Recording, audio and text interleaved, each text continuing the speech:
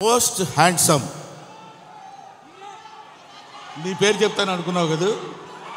Vishnu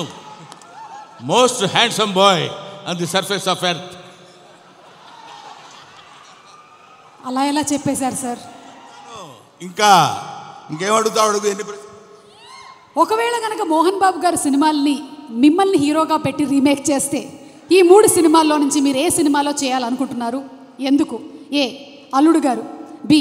Pedarayudu C Assembly rowdy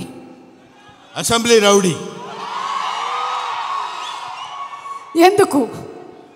ఎప్పుడో చేసేవాడిని నన్ను అసలు అసెంబ్లీ రౌడీలో ఫస్ట్ నన్నే అడిగారు నేను రిజెక్ట్ చేశాను ఎందుకంటే అది ఒక పూర్ సబ్జెక్ట్ దాని గురించి పెద్ద మనకెందుకు అనుకున్నాను బట్ మోహన్ బాబు గారు వచ్చి రిక్వెస్ట్ చేసి నేను చేసుకుంటాను దయచేసి నాకు ఆ అవకాశం కల్పించండి ఇంటికి వచ్చి ప్రాధేయపడితే ఏం చేస్తాం సుమా సార్ దీని వెనకాల ఇంత కథ ఉందా ఇప్పటి వరకు మాకు తెలియలేదు